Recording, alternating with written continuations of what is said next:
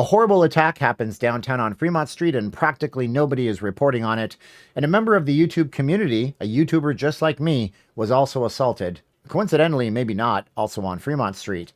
My name is Steven, I'm not leaving Las Vegas, and this is a Vegas news update. Thank you for joining me for the update, everybody. Before we get started, I just want to tell you that if you want to get an uncensored version of the story I'm about to tell you, which is incredibly bone-chilling with actual adult words, I want you to head on over to my Twitter account, twitter.com/notleavinglv. There I did an uncensored version of this because YouTube's algorithm simply doesn't allow me to use the proper adult-like words without suppressing the video.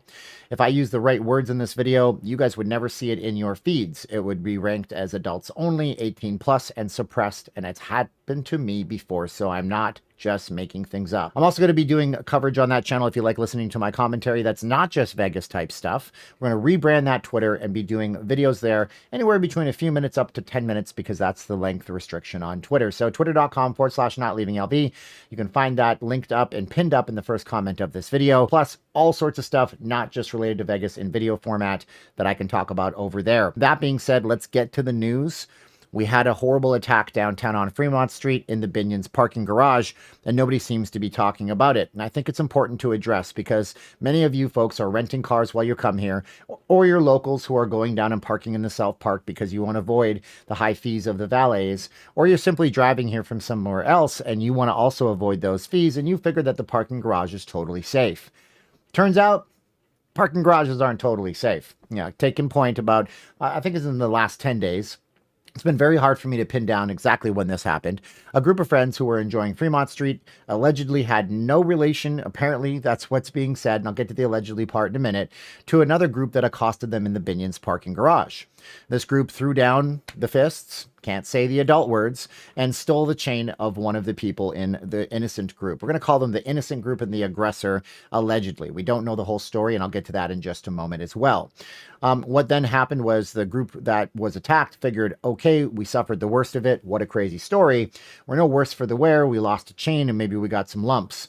They were very much tragically wrong, unfortunately, and they then tried to leave the parking garage and were blocked in by the white car belonging to the aggressors.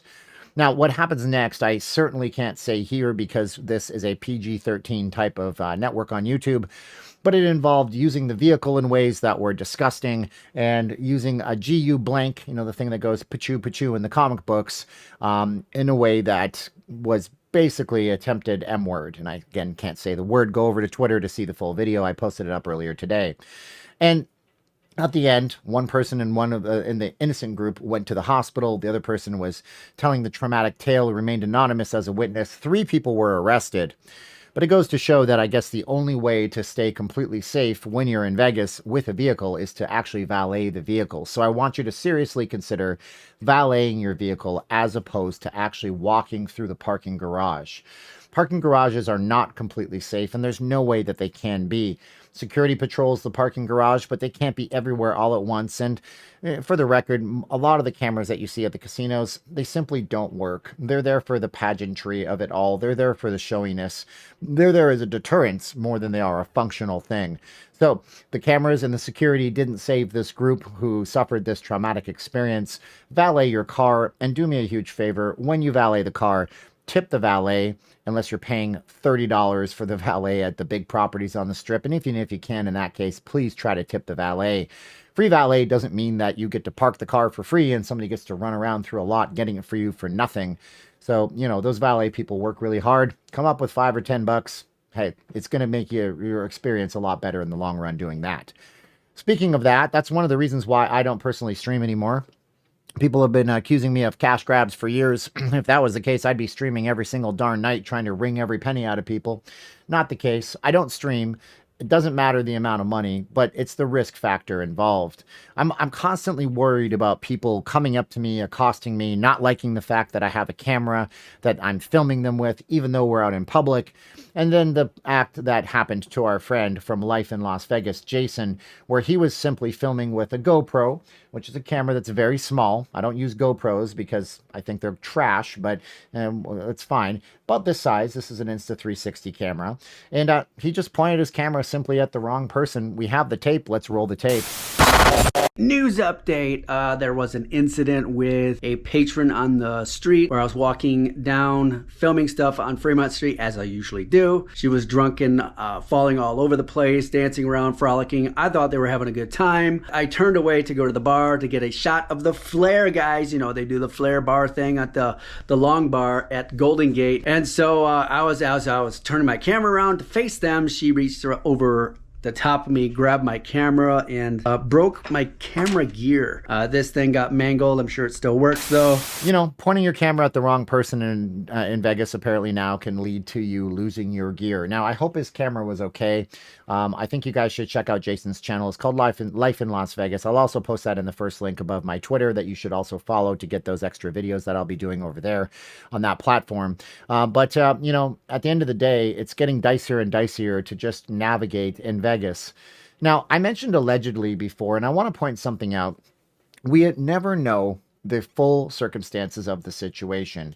A reason for you to subscribe to this channel right now, if you're watching this commentary and you're concerned about this stuff, is that through my work as a national marketing director with an actual physical print publication here in town, I happened upon a Green Beret who now has a company that teaches self-defense.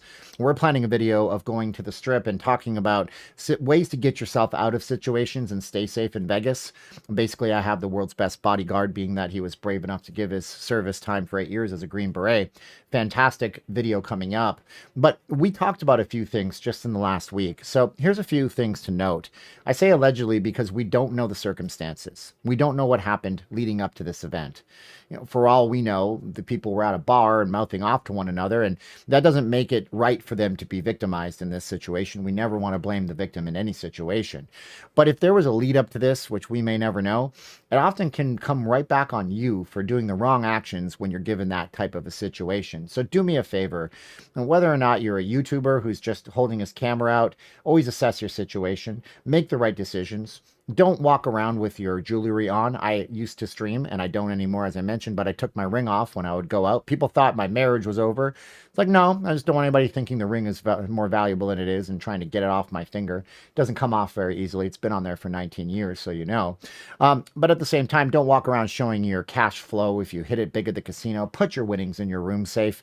It doesn't help you to be flaunting a big wad of cash on the Strip, or, for gosh sakes, keeping all of your stuff in your phone. You ever see those wallets where they have the cash and the ID attached to the phone case?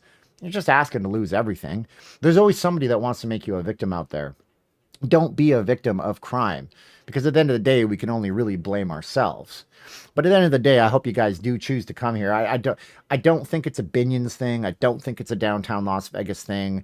I think it can happen anywhere in our society right now, as long as you have a concentration of people in one spot and somebody's trying to victimize you and make you a victim of their malfeasance. But at the same time, be right with your words, be impeccable with your word. This is a book called The Four Agreements that everybody needs to read. It's fantastic and life-changing. And that just means be complimentary or kind. Don't mouth off to people. Don't walk around with your valuables around you. And make sure that you try to diffuse the situation as best you can, or simply walk away. Don't be a He-Man. Don't have to go ahead and help every single situation and put yourself in harm's way.